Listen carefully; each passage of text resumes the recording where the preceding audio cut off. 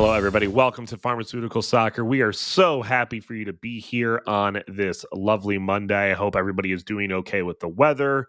Nobody's flooded, all that fun type of stuff. I know it's been kind of crazy around here.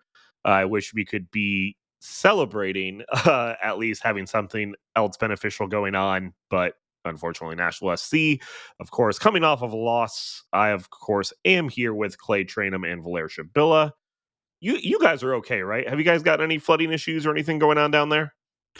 Yes, unfortunately, I am okay. Everybody's okay. No issues. No, nothing too terribly. But my basement did flood a little bit, unfortunately, due to losing power for over 5 hours on that first storm last week. So the one on Thursday morning, I guess.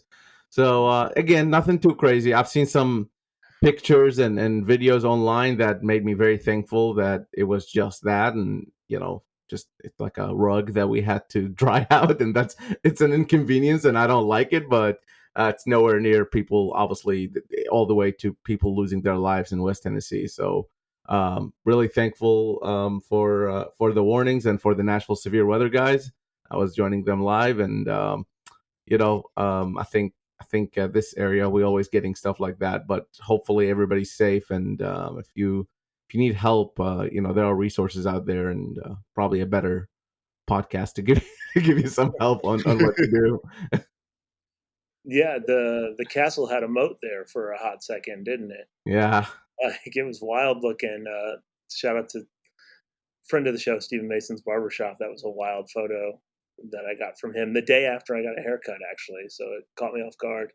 We didn't get any flooding. We only lost power on this past Sunday. We didn't lose any power, or Saturday. We didn't lose any power on the first Sunday storm or the midweek storm or the Friday storm. So we did well until basically Saturday evening. But it was wild. My sleep schedule was thrown off completely all last week. I couldn't figure out what time I was supposed to wake up and what time I was supposed to go to sleep for the whole week. So spent a lot of time streaming Nashville severe weather at 3 a.m. In the dark. yeah. I think Nashville SC are kind of glad they built Geodis on a hill, huh? Maybe that was like by design. I honestly would not be surprised, but I don't think if Geodis like floods, I think like we are in major crisis. You know what I mean? It's so high up, like. Well, it was interesting because when we were here in the office last week, I work in Murfreesboro, and Murfreesboro, like, you could barely tell it stormed. Like, each of these storms that went Mm. through went north of Murfreesboro, and so I came into the office and I was like, "Yeah, it's crazy up there. There's flooding everywhere," and I haven't seen any of that. And I was like, "Oh, look at these photos." It's wild how close it was, and yet how far it was, just 30 miles away, and it, in some ways reminiscent of 2010, in some ways not at all reminiscent of 2010 in terms of devastation. So shout out to everyone who's going through it. We hope that you come out all right, and we're thinking about you. And once again, obviously, National Severe Weather, they'll tell you several times over that they're not meteorologists, but they are a huge help to everyone that's stuck in these storms, where they were way more up to date than some of the weather systems around us were in Antioch, which is unfortunate, but par for the I, course. I think it's crazy, like even like to be in a different city that's not Nashville and to not have something like Nashville severe weather.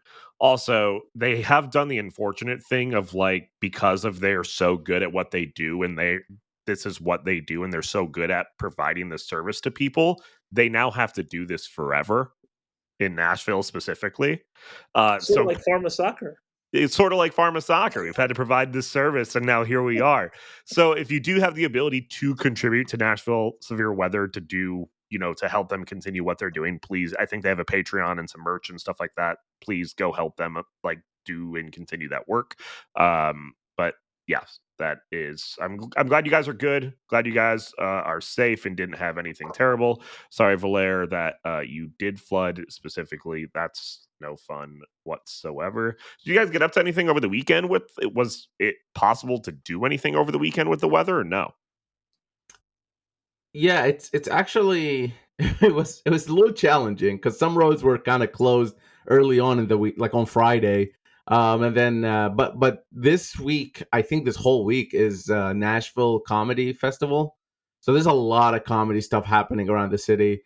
We caught a show that was kind of like a bunch of local people kind of stopped by doing 5-10 minute hits. So that was the most fun. Third Coast Comedy is they generally do improv, but this is kind of there was their like comedy Saturday night thing. But getting there, the reason I'm saying this is getting there with the rain and the storms was just a lot. And then you could tell by the attendance, like people just said, "Nah, we're staying home," and I totally understand. But by Saturday, I was just ready to get out of the house a little bit and do something.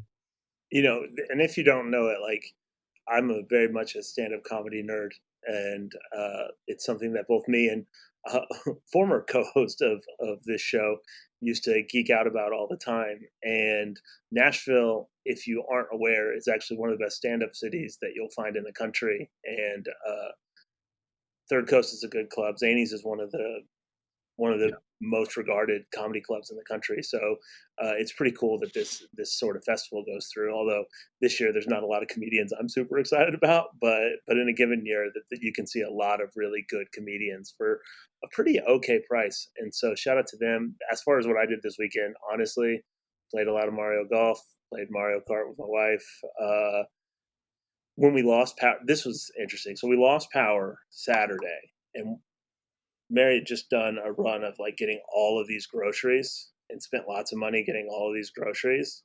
And so we lost power, emptied out the freezer, emptied out the fridge, got them all into coolers, drove out to a friend's house in West Nashville that they weren't at. So they were going to let us use their house and save everything. Literally got 2 minutes away after driving 30 minutes through the rain. And NES called and said our power was restored at like 10 o'clock at night.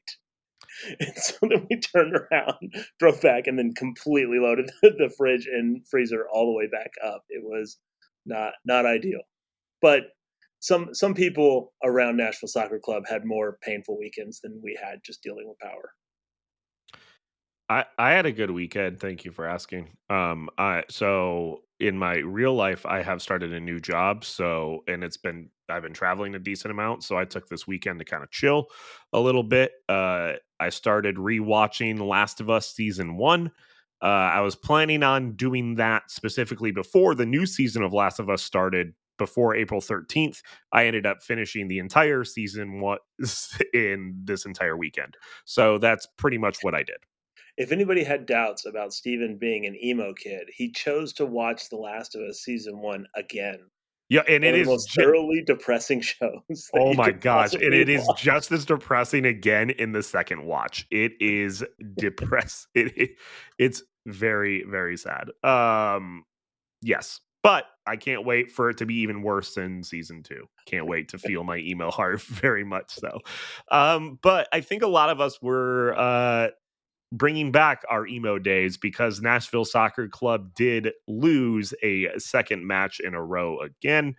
Um, I think obviously we're going to talk more about the specifics of the match in the second segment, and I think there's a lot to talk about specifically, but I think we just need to deal with the biggest topic of the match kind of in front of us right now with all the information that we do have, and that is regarding Walker Zimmerman. I think obviously for any MLS fan, any Nashville fan for sure, that was the biggest point of, scariness, any sort of contention when it came to watching that Charlotte match.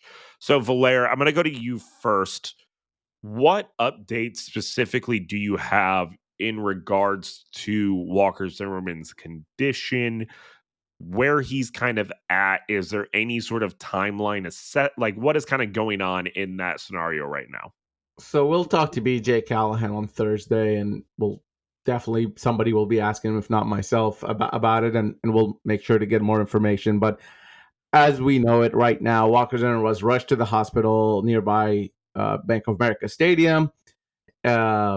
Shortly after that, we talked to BJ Callahan post match, and he said his condition was stable, and then and he's responsive. And then about maybe around 6 p.m. on Saturday, we got a text from the NSC folks saying he was released from the hospital, and he's all right. He's in good condition at least.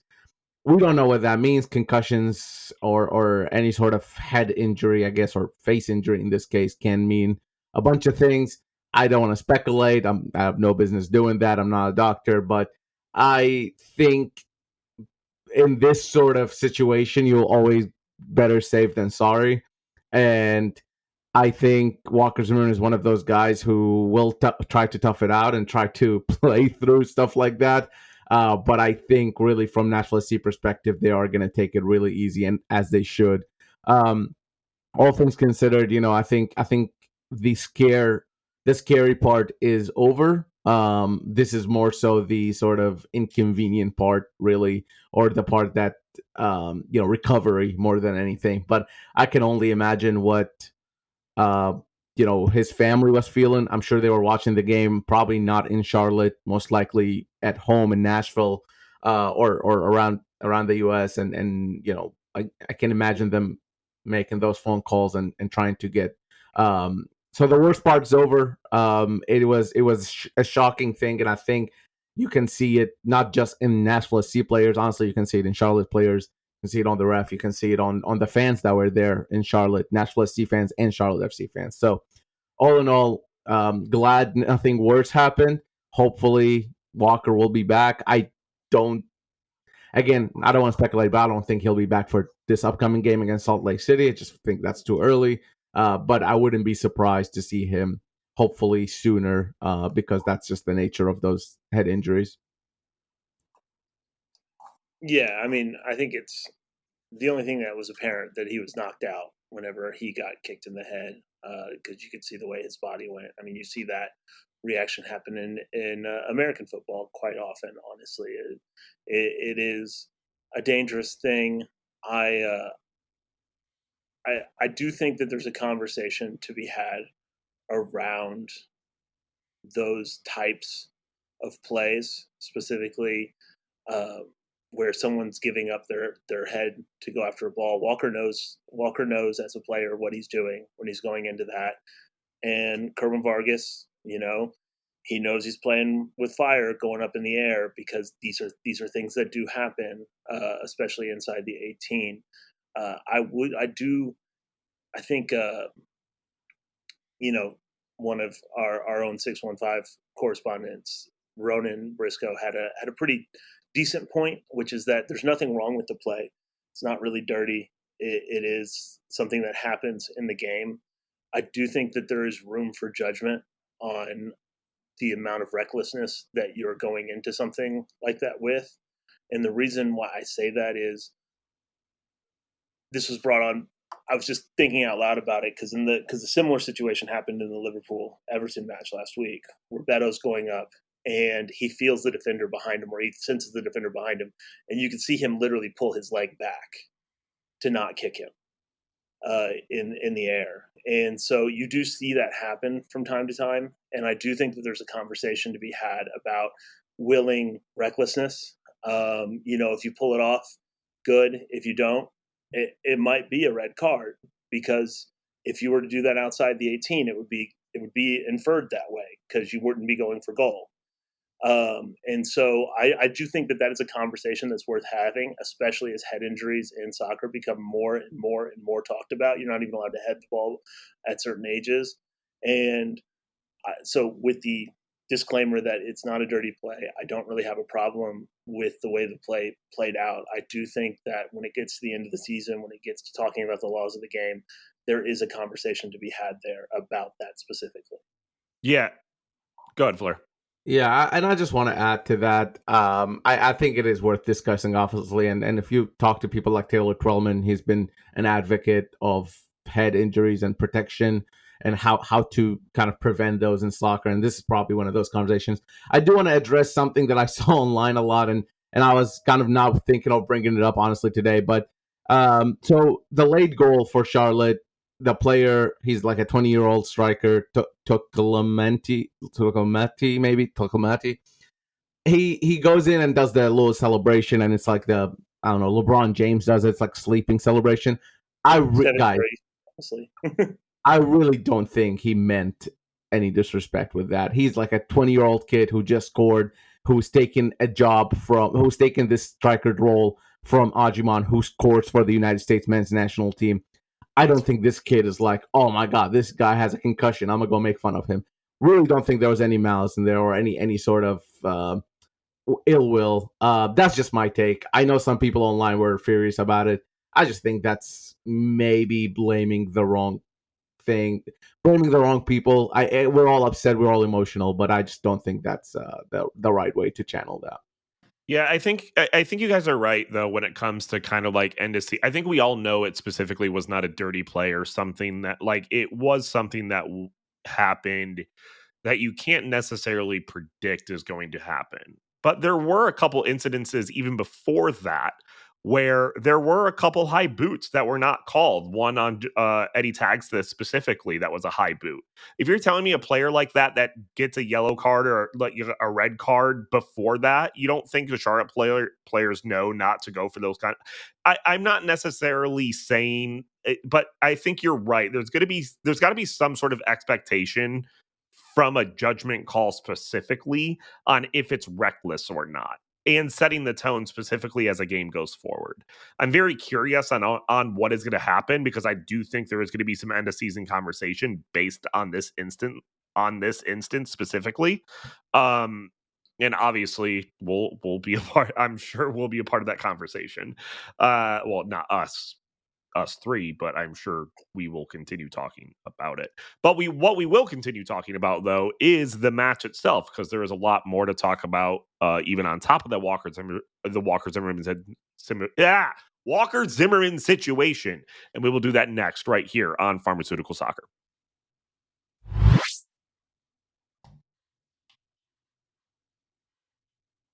All right, you guys ready?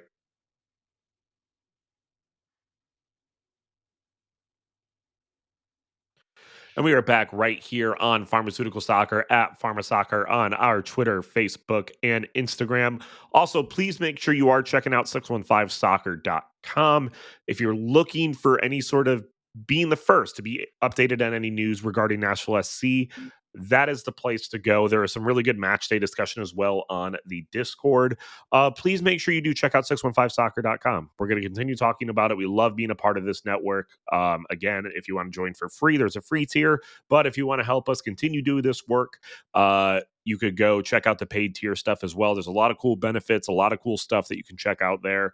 615soccer.com. Also, PharmaSoccer.com as well. If you're looking to buy some merch, if you want to be in a Pharma Soccer shirt before Saturday, check that stuff out. We would love to have you buy some merch as well. Okay, look, we got to talk about it. Nashville SC losing 2-1 to Charlotte. Hani Mukhtar getting the lone goal for Nashville SC.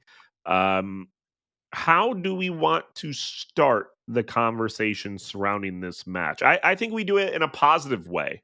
And personally, I think we do it in a positive way. And we talk about that first half because that first half was something to behold.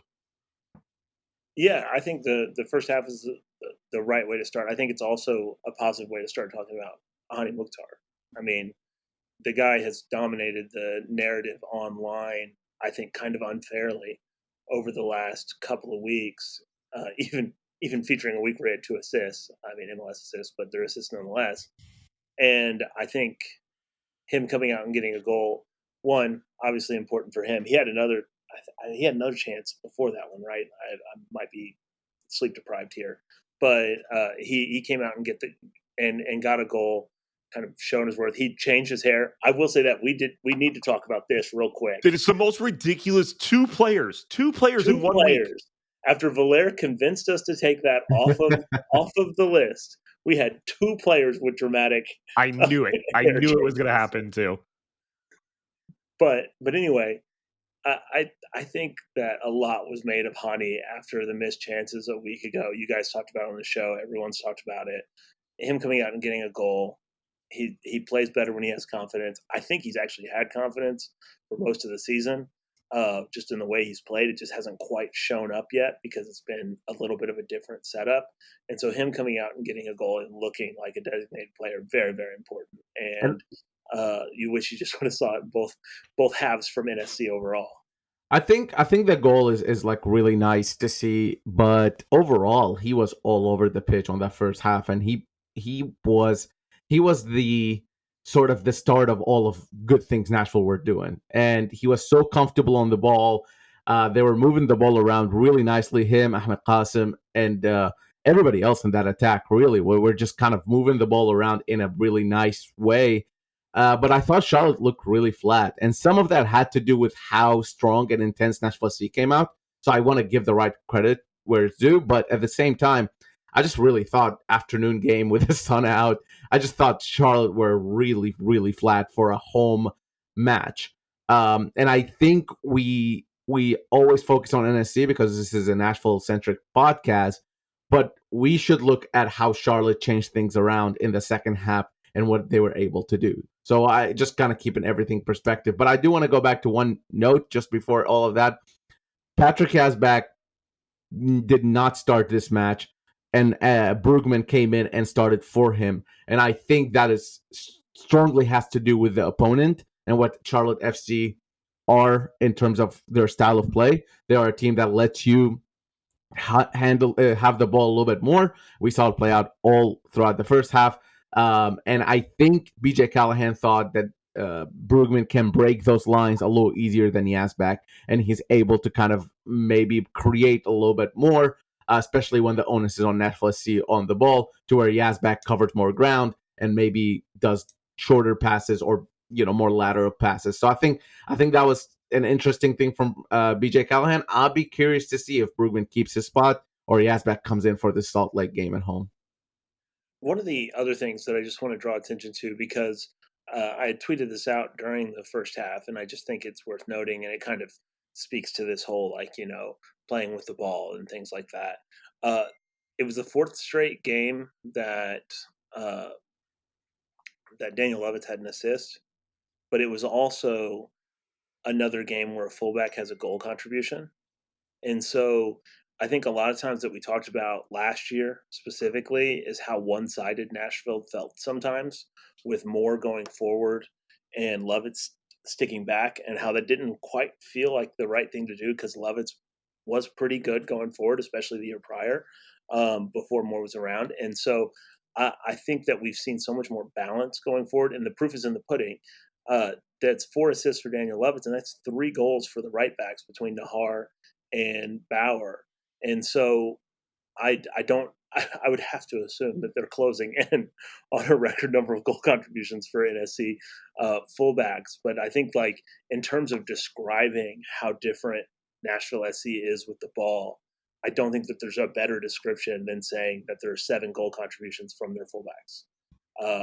Because that is telling you that this team gets forward, holds the ball, gets up in other teams' areas, and so that is one of the things that really really stands out to me so far, and it was just another example of that in the first half against Charlotte. Was it interesting for you guys as well? I know, like, talking about Brugman and Yazbak being interesting for you as well. I think, and we're talking about the right side specifically. I want to segue. Was it interesting for you guys to see Josh Bauer not starting and Andy Nahar in that spot specifically? Not that Andy Nahar played bad until the second half, which of course we're going to talk about. But do you think specifically that Josh Bauer maybe earned his position there in the past couple matches? Not for me, and I don't mean that as any disrespect to Bauer, but Bauer is a center back in my book way more than he is a right back, and Nashville need Andy Nahar to succeed. I mean, we've seen it all 7 matches. Nashville need Andy Nahar to succeed, and if Andy Nahar is available and fit, Andy Nahar will start 10 times out of 10. And again, this is not a slide on Bauer; he's been great. It's just it's a different level, different way of playing that position, and I think that's what Nashville SC needs from that right back position. Bauer, as a long-term proposition at right back, will get exposed over time. It's something that works right now, that can work right now, but I think it was something that wouldn't work over the course of several months. I mean, Nahar, prior to getting injured, it's early days. To be fair, it's early days, but Nahar would have been in the argument for player of the season the first month of the season of playing for Nashville. And while that second half wasn't exactly the brightest his star has shown, I think it's worth remembering that he has been one of NSC's best players this season so far. Absolutely. And as we've talked about that first half dominance, I mean, it was not just in the goal specifically itself. I think it was just the offensive play all around. The team just looked fun. I think Matthew Doyle put it in his like latest write up that Nashville is one of the funnest teams in attack that he's been able to watch this year, and I think that is correct, and I think that's something that is completely different than what we've seen with this team before. The dummy itself that Alex Muil had to give the ball to Hani. Like there's a couple plays and just interchanges like that are so much fun to watch and see. Um, it's great, and I love the chemistry is there. You can tell the chemistry is there. And just before, I know we're going to talk about the second half, and I think the end result has a lot to do with the Walker Zimmerman injury. I really do, but I do want to point out something. So this is back-to-back losses for Nashville SC, which is not ideal, and to losses to teams that will probably be up near the top of the East, to be fair. But also, it's back-to-back losses from NSC, where the proof of concept hasn't been undone. Like the way that they play works against these teams, and bar a couple, a misplayed ball here, a foul there, you're looking at potentially it's a difference of 3 plays. Nashville coming out with 2 wins and 2 losses in these games. It's really all it is. And so I do think it's interesting to watch Nashville get back-to-back losses and to still see national MLS writers like a Matt Doyle go, oh wait, I think we might be wrong about Nashville coming out of 2 losses. And I think that is a good example of how well they've been playing, because even coming out of those losses, folks are like, I don't think it's fool's gold. I think they're pretty good. But I do think we do need to talk about that second half and the collapse again, because there is a proof of concept now in BJ Callahan's tenure here when it comes to these collapses kind of happening late in games. For example, we didn't make the playoffs last year specifically because we collapsed in a match where we had the lead. Now, this is the second one that we've had already early this season. The Walker injury is going to have a lot to play with within this match. I don't think there's any doubts about that. But we didn't look like we were doing well with those adjustments in the first 25 minutes before the injury actually happened. There was the free kick itself that led to the interference where the goal was disallowed from Charlotte. It did look like we were playing on the back foot a little bit. Valère, is this something that you think that we are going to have to worry about throughout the season? It's a reputation that you certainly don't want to be building this early in the process for BJ Callahan. Like, I think it's one of those things where if Nashville SC doesn't do this again in the next, 2 months, they're probably good. You know what I mean? But if it happens one time, even if they were on a winning streak, 3-4 games winning streak, and they do it one more time, it's a reputation that's going to stick with Nashville SC. And it's going to stick. And that's the one thing you don't want to do, because I know it's all outside noises and we believe in ourselves and all blah, blah, blah, blah. I know, I've heard it, all of it. But it's going to affect. It's going to affect the players. It's going to affect the fans. It's going to affect how this team is perceived. So Nashville SC's already kind of built that reputation now. They need to get away from it as far as possible. And the only way to do that is to win, or at least not to lose in the last minute in the next few months, and let it kind of go away. It will go away once the narrative changes to BJ Callahan has changed this team, which I do believe he has changed this team. I mean, and Sam Surridge very nearly made it 2-2 right at the death too. There were chances. There were chances. Yeah. One more thing I just want to say in terms of what's happening with the second half. I just want to put this into perspective. So MLS does possession in 5-minute intervals. So if you go to the side and you can see it. So each half has 9 of those intervals, right? 9 5-minute intervals. In the first half, Nashville SC had more possession than Charlotte in 6 out of those 9 in the first half. In the second half, Nashville SC only had 1 interval where they had more possession than Charlotte, and that came in the 50th minute. So not even in the end, it's just in the 50. So it's one of those things where I think Nashville SC were used to having the ball, and then when Charlotte came out of the second half and kind of punched them in the face a little bit, and were a little bit more aggressive in their pressing, a little bit more aggressive on the ball, Nashville SC went back to a little bit of a shell. And I do think it has more to do with what Charlotte did than what Nashville SC did, because Nashville SC were trying to get back into it, but just were frustrated by how well Charlotte responded to that. Yeah, I think we do have to remember that this is a pretty good Charlotte team. Like, this is a team that some have tabbed as the second best team in the East, and the penalty for Nahar, it's annoying because it's just Zaha making a clever play to win a penalty in the box, but those things do happen. And then you've got the second goal was one of the ones that was more annoying because it did feel like something that wouldn't happen if Walker Zimmerman was out of there. I mean, you've got a center back playing in his first game in a situation that's emotionally quite testing. So I do wish that played out a little bit differently. But as Blair said, like, this is not like Charlotte was well into this game, and I do think that the offside rule, the offside call, I think that is technically correct in that an offside player was interfering in the play. I also think it's something that doesn't get called very often. And so it's kind of hard to say, oh, it's clear, but it's like, that is the rule. It's just, we never know when it's called and when it's not called, because it seems to be kind of at anyone's whim. And that's an example of this game potentially could have gotten away from Nashville well before the injury to Walker Zimmerman. And so, because it was trending that way. So you have to find a way to kind of, it's hard. It's hard to continue dominating a team after a first half like that. You know, it's one of those things where it takes a lot of energy when it's a hot day outside to really, knuckle down in games like this, especially on the road in MLS. But generally speaking, that's a good performance from NSC.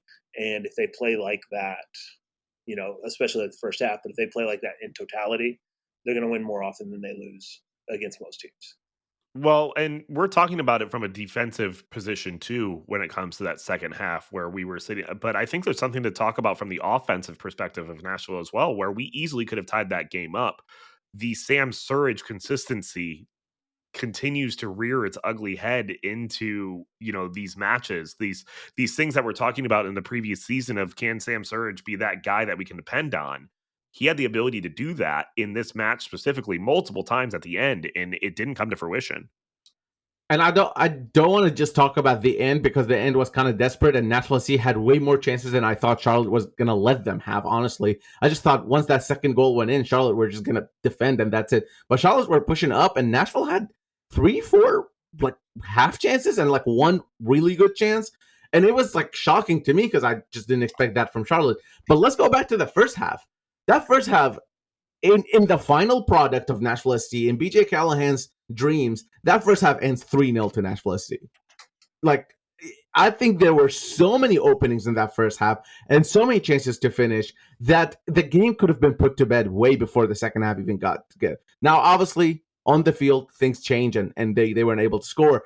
But when your team needs a goal and you're right there in the end, and you're a DP striker, you have to finish that. I think he's going to tell, Sam Surridge will tell you that himself. And Mukhtar also had another chance that missed. And those are the two guys you want to be striking. You want them to be firing on all cylinders for this sort of occasion when their team is down and need them. So again, finishing, I think, is still not there for Nashville SC. They are creating so much more than we're used to, though. I will say, and I saw a Charlotte fan talking about this with Zaha specifically, and it's something that we haven't seen from Mukhtar really in a while, but we also haven't seen it from Surridge, barring a couple games since he's been signed, is Nashville doesn't have a DP that just will instantly just grab a game and just change the narrative. And that used to be something that we could rely on Mukhtar to do, and I still think that player's there. We just haven't seen it in a while. And I think it's a fairly open question on Surridge. I think Surridge is a good player. I think he's a DP level striker. I think he's going to put up those numbers. But can he kind of take control of a game and put it away, either, or pull Nashville back or put it away? And we've seen the occasional performance where he is that guy, but we haven't seen him do that really consistently, as you said, Steven. So like that's the only real question, because MLS, because of the roster rules, because of the way things are, it's a game played on the margins. If you've got good depth, you're going to be better than other teams just because you have players that can fill in. And if you have a DP that can change a game by himself, which is what Mukhtar has been in the past and what Sam Surridge could hopefully be, then you essentially put yourself right into the contenders, because that is where games are won in this league. Well, and so one of the things that I thought, especially with that last chance that Sam Surridge had, it looked like he was drained. It looked like he was extremely tired even after that last chance where he couldn't even pick up his foot. So this is a question, Valera. I'm very curious about your thoughts behind this, because when I look at that second half, I look at a team that is just absolutely fatigued. I would love to see the comparison between distance covered between players before BJ Callahan's time to now time, just because it does seem like with BJ Callahan, it's a little bit more of a free flowing system where there is more running and more conditioning expected of this team. Do we think this team is just not up to that kind of fitness at the current moment in the second half? They're not up to it. They're up to it. They just maybe can't do it for 90 minutes yet. And I don't mean that in that like, oh, the players just collapse on the floor and they just can't move. No, it's not like that, right? It's there are limitations to their body. And I think like somebody like Eddie Taxeth or Alex Muyl, they can do like 120 minutes at that level. But that's an anomaly. That's not your normal soccer player. So when you look at other players, Surridge's role right now requires so much more than Surridge's role under Gary Smith. And I think we've talked about it a million times. So I do think fatigue has to do something with it. At the same time, this is their job. Yeah, I mean, this is how BJ Callahan is gonna play. He's not gonna change who he is. He's not gonna change his philosophy on soccer. This is it. You either adapt to it or BJ Callahan will find a replacement. And look at all the players that left or Nashville SC let go of this past offseason. Look at even somebody like Brian Onunga, who BJ Callahan trusted for this specific thing. He was okay with him letting go because he wasn't fulfilling what BJ Callahan wanted him to do. I really don't think BJ Callahan is going to make any exceptions here. So to me, it's like part of it is also BJ Callahan maybe needs to make those substitutions a little bit earlier. If Sam Surridge is, as the British say, knackered, I know we don't use it here in America, but if he is knackered and can't run anymore, maybe Teal Bunbury comes in a little bit earlier. And I mean, this is something that Teal Bunbury is able to do for 20, 30 minutes really well. I don't think Teal Bunbury can do it for 90 minutes either. So I just think those substitutions need to come in a little bit earlier, maybe, and then also maybe a little bit more from the players in terms of being prepared for these moments. And maybe it's not smart for Sam Surridge to be running like Eddie Taxeth for the first 30 minutes. Maybe reserve some of that energy. Finding out when to reserve energy and when to go fully is probably part of this as well. Clay, I have a question specifically for you as well. Is Valera a little bit more fiery today than in previous weeks? He seems fiery right now. Like I think just feel like every response that you're giving is like from the heart emotionally right now. Well, I love it. I love this from you. It I seems think he's just different than previous weeks, but I think he's just mad about points dropped at Goodison Park over the weekend, and so he's just coming in a little bit fiery. Yeah, But, yeah, the league season that we're doing really great in as Arsenal yeah, fans. but No, I will say I started my day with an hour and a half call with IT support, and I think this is this is the cause of this. I do want to say, like, this. We can talk about it being hot. Obviously, it's turf. We can talk about this sort of thing, but we're getting into the summer. There's going to be multi-game weeks. There's going to be hot days. Now, there will be fewer day games as they get into the summer because we'll play more evening matches. But like, I do think that is worth noting. I'm not particularly worried about player fitness. I think that the team's depth is improving as the season goes on because people are coming back from injury. I also think that there are more players to rotate in and out of a lot of these roles. than there have been in years past. It's not necessarily just Surridge or Bunbury, because Qasim can play there. Like there are other options. Schaffelberg obviously came back into this game against Charlotte, so like you're going to have options across the whole attack that Nashville hasn't really had. I mean, Nashville hasn't really had options in midfield in terms of like, at least in terms of pace and playing 90 minutes. They've got options in terms of that, and they've got options in the attack. Uh, I think it's an open question where they have options at center back outside of Bauer after that game, but I do think that it's a decent concern to be worried about fatigue.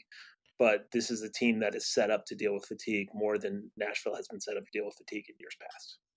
And their fatigue will definitely be tested in a month or so when Open Cup does happen at Geodis Park. We'll talk a little bit about that Open Cup, as well as Nashville's next match coming up against Salt Lake, and we'll do that next right here on Pharmaceutical Soccer.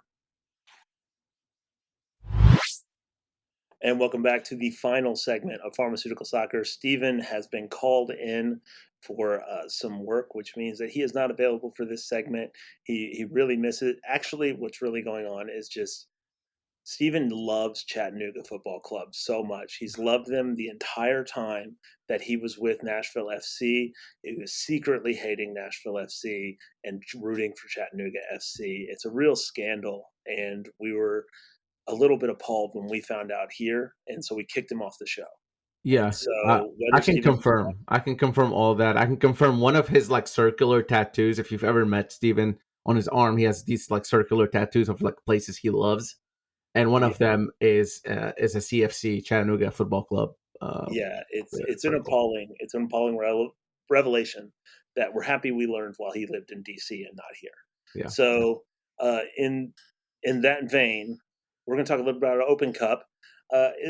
Interesting little setup that Open Cup's turned into. Nashville, of course, will be playing in the Open Cup this year with other teams that are not playing in Champions League and whatnot. So there's a shot for Nashville to really do something in Open Cup, which has led to both Valeria and I watching more Open Cup, I think, than we did a year ago. So we talked a lot about with it. We talked a lot about it with Dax McCarty. Unfortunately, his Open Cup run came to an end with the Des Moines Menace. They lost 2-1 to Union Omaha, where the most interesting thing in that match was Sasha Kleshtin getting a red card on the bench, which does mean, this is an interesting little thing, he will miss the first Open Cup match for Des Moines next year. And considering he's he's the brains behind setting up this whole retirees team for Des Moines, I'm curious how that plays out. But in the state, there's several teams playing in the state in the last round of the Open Cup, and two of them made it through. So one, Knoxville, has gone through, and they will play. It's Indianapolis, right? They're playing. No, they'll be playing Colorado Springs. Colorado, the other in Colorado. Yeah. So I had that backwards in my head. So they're going to Colorado, and then the most interesting Open Cup game, and probably not just in Tennessee, but in the country, took place in Chattanooga last week as the Chattanooga Red Wolves took on Chattanooga FC in front of more than 12,000 people. It's the first time these two teams have played, and Red Wolves ended up winning that game on penalties, and they'll play at Indy 11. No. They'll play Las Vegas Lights in Las Vegas. Who am I convinced? I don't know who's playing against it. Indy 11 is hosting Miami FC. That's on me. I knew they were playing Las Vegas too. I think I was just like caught up in my Indy 11 world. So that's totally on me. This is what I get for trying to go off the top of my head, not pulling up the bracket, because the Steven revelation just threw me off and I wasn't planning to host. So, but I do want to say the Chattanooga game was pretty interesting. I mean, it was such a cool thing to see two teams in one city in the same division, but not the same league, play against each other. So Chattanooga FC plays in MLS Next Pro now, a history of different leagues there. And then Chattanooga Red Wolves play for USL League One, both third division in soccer in America. And when they played each other, they have 12,000 fans come into a city like Chattanooga, which is not a huge city. I think when you consider that, it's just, I think soccer's in a different era in the United States. What do you say those words? Yeah, and I think it's worth noting that obviously it was a pretty partisan Chattanooga FC crowd. They've drawn big crowds a lot over the years. They've been around. I mean, I think like 15 years. They've been around for a long time, and I think you have to acknowledge that. But what I found interesting is, and even though Chattanooga FC fans will hate to hear this, is that it wasn't a small group of people for the Red Wolves either. Like it Yeah. was a pretty sizable Red Wolves crowd, not in comparison to Chattanooga FC, but in comparison to probably any other team playing an Open Cup in this round, a pretty good sized crowd for the Red Wolves. And you don't get to see that sort of like city on the line type thing. And I do appreciate both Blair and I were rooting for CFC in this game. But I do find the narrative after the game to be kind of funny because it was a week straight of Chattanooga FC putting out all these posts about how it's blue and this other team doesn't count, it's not real, and all this stuff. And then the Red Wolves win, and then they're very offended at the Chattanooga Red Wolves players for taunting them. And I'm like, well, you can't do that and not expect the players to respond. Like, Yeah. that if you put it out there and then you lose or you don't advance on penalties, then like the players are going to respond and they're going to wave the flag and they might try to put the flag at midfield on turf field, which is ridiculous. But like, it was very fun. Like it's a fun thing. It's good for the sport. I mean, we can talk about what the USL thing is good for the sport, but like intercity rivalries are good for the sport and good for narratives and good for the casuals. I think there was a lot of emotional local, stuff that fans felt that maybe you and I didn't feel, Clay, because we're not really fans of Chattanooga FC or Chattanooga Red Wolves for that matter. So we're from a neutral perspective, is exactly what I wanted to see, but I can see why it would be very frustrating if I did care about one of these teams more than the other. Nashville SC enters, so there's one more round. Round 3 is coming up on April 15th and 16th. Once that ends, Nashville SC will enter the round of 32. So in this third round, before Nashville SC enters, the other USL Championship clubs are entering, and that's why you see Colorado Springs, who won the USL, hosting One Knox. So that's a pretty big game, division up for them. There's a lot of cool storylines in the US Open Cup. We can't cover them all in this podcast because that's not, and even now with the Chattanooga stuff, I mean, we gave it a few minutes, but there's so much in there that we didn't cover, and we're not going to cover on this podcast, but I urge everybody to go take a look at it. There's just so much history and so much intrigue in this competition. More than 100 years old. It's older than almost every sporting event that happens in the U.S. And I will say, when Nashville plays on May 6th, they'll undoubtedly be hosting Indy 11. Quite possibly. I will say one more thing. There is one amateur team still left. El Farolito, who was at Burrito Shop in the Bay Area, I believe. It's a burrito shop who puts in a U.S. Open Cup team every year, and they are the furthest lasting amateur team, which means that they just made $50,000 because they are the furthest lasting amateur team, which is amazing. And in true Open Cup fashion, they're amateurs in that they used to be pro players who are no longer paid to play. Yeah. Every few years, there's a team like this, whether it's Christos FC, which is the liquor store in D.C. There's the Lansdowne Boys, which I think is in New York. There's always a fun story about that. But yeah, just a burrito shop playing against professional teams and winning is just a wonderful storyline, no matter where you are. It's a good time. I can't wait for them to win one more round, play an MLS club. That would just be amazing. But speaking of MLS clubs, we have some updates from the league. I'm going to start off with this one and just say we're not going to spend a whole lot of time on it, but San Diego FC, man, what a storyline. What a start to this expansion club. Now, it could be a St. Louis type of situation. It could be an Austin type of situation, maybe having one really good season. But it does look like they're built a little bit nicer than generally expansion clubs are. They're not based on some sort of crazy pressing system or a Gary Smith type, sit back and defend type of system. They are based on playing beautiful soccer and getting results. And that's something that I just didn't think was possible for expansion teams. So kudos to them. Anibal Godoy gets his first goal for the club. Nashville's very own, of course. And then Chucky Lozano also goal and assist. They beat Seattle Sounders 3-0, y'all. They've already beaten LAFC. They've already beaten LA Galaxy. This is a serious team so far. 7 weeks into MLS, they lost one game that barely lost it to Austin, but other than that, they've been really, really good. So they tied Columbus. This is a serious team. I've enjoyed watching them way more than I thought I would. And there's only one other team that I've enjoyed watching more in MLS. But I will let Clay speak before I take another note out of his book, probably. I was just saying the only other MLS game I watched this week was actually on paper should have been terrible, and in fact, it was Miami getting very lucky against Toronto. Yeah. Toronto looked good so many times in that game, and that made you go like, how on earth has this team been an absolute dumpster fire over the last couple of years? And truthfully, they had plenty of opportunities to win that game to the point where I almost can't believe they did. And so, and it wasn't like Miami didn't have Messi and didn't have Suarez. They had them both in that game, and Toronto still really put it to them. And Bernadeschi, I mean, we were talking about players just grabbing a hold of a game. It felt like he was doing that at times in that game.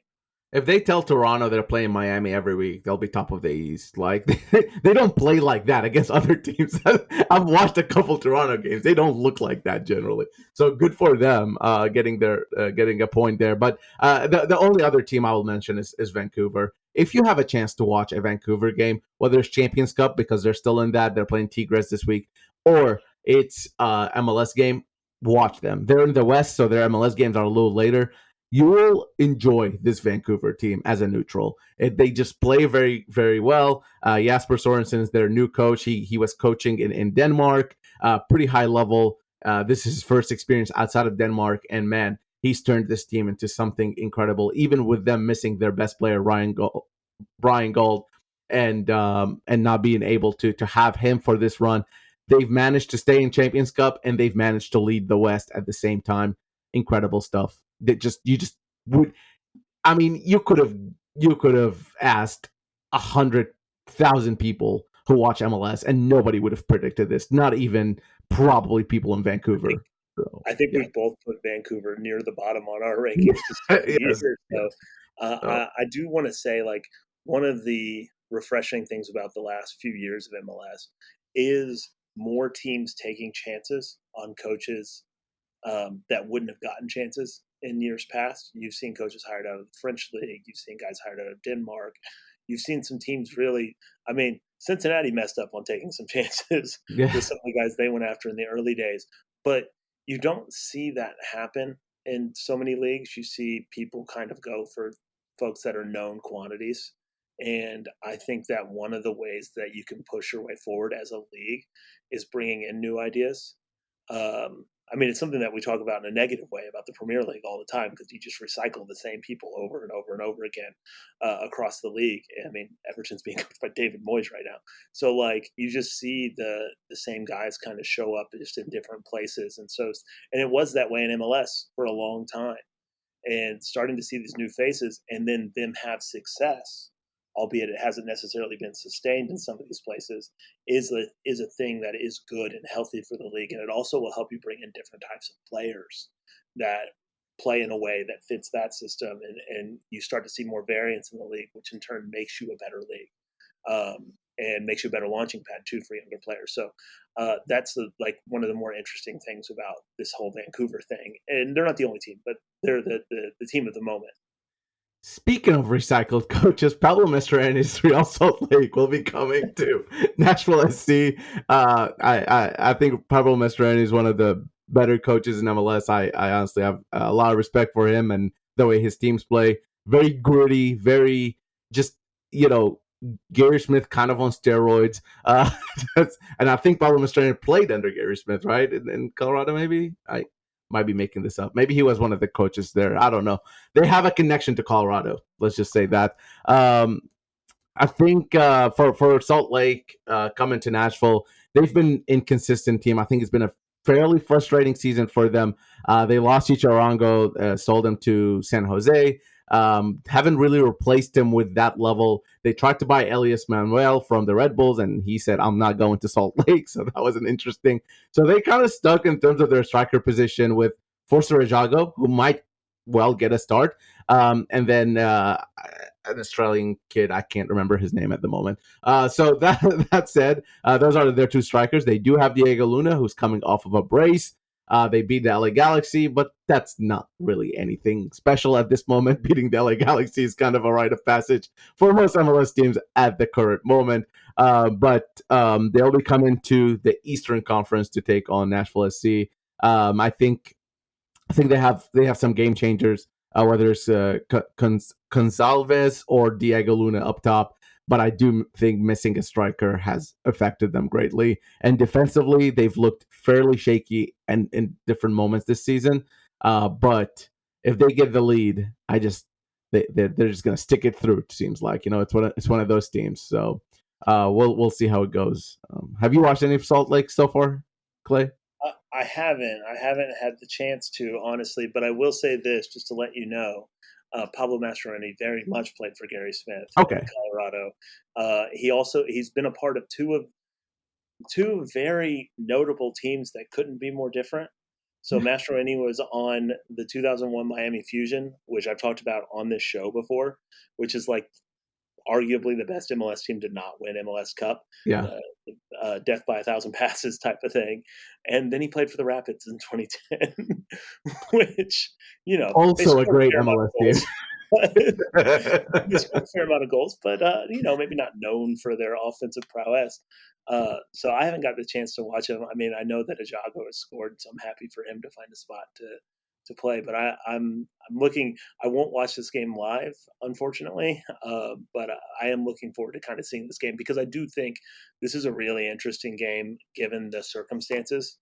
Real Salt Lake's been doing all right, and Nashville's coming off 2 losses to 2 of the best teams in the East, and is coming back home. Usually playing at home is a boon for teams in MLS. Hasn't always been that way for Nashville SC, especially at Geodis Park. So I think that this is and without Walker Zimmerman, I would presume, a real chance to prove Nashville is actually worth the plaudits they've been earning the last 3 or 4 weeks. And so this is one of the more interesting games on the MLS calendar this week is this game, and not just because we're covering NSC. I think that a lot of people will have their eyes on this game. Yeah, I think it's 2 teams trying to find their identity and kind of going into the season. I will say for Real Salt Lake, they're getting sold again. This is the second time they're being sold in 4 years or 3 years. So it's been an interesting time in terms of organizationally, but I don't think that will affect the team much. I'll go ahead and go into my prediction. I think this is going to be a 2-1 Nashville SC win. It's a little bit on the optimistic side for Nashville SC, but I really think this team didn't play bad enough to get 2 losses in a row against Cincinnati and Charlotte. I really think if they can just couple things clicking, you'll see this team playing. And I do think Josh Bauer might take Walker Zimmerman's spots rather than Palacios from this chart. That's my prediction. And you can find me at Valer Shabila on Twitter and Blue Sky, Instagram. Also, check out 615 Soccer on all socials and all that. We were very happy for those who subscribe, and if you don't, please subscribe. And before we found out about its unfortunate Chattanooga partisanship, Stephen wanted to let you guys know that he predicted a 3-0 win for Nashville with a Hani Mukhtar hat trick, just a classic Stephen prediction. But then we kicked him off. And so make sure you go let him know what you think about him being a Chattanooga fan, and also whether you agree with his prediction at PHStephenHD on Twitter. You can find me at Clay Lassol on Twitter, and you can try and figure out who Indy 11 is not playing this week at Clay Lassol on Twitter and Instagram. And you can also go there to let me know what you think about my prediction, which is a 3-1 win for Nashville. I think Ajago scores, actually. I don't know if I had that as a prop bet or not, but I'm going to say that he scores, and then I think Hani Mukhtar will be involved in all 3 goals. I think he scores one. Oh, here we go. I think he scores one from a set piece. Oh, okay. That's a bold prediction. He's due. And then I think that he'll probably assist one, and maybe he'll have a secondary assist or something. I think he's going to be really involved in this match.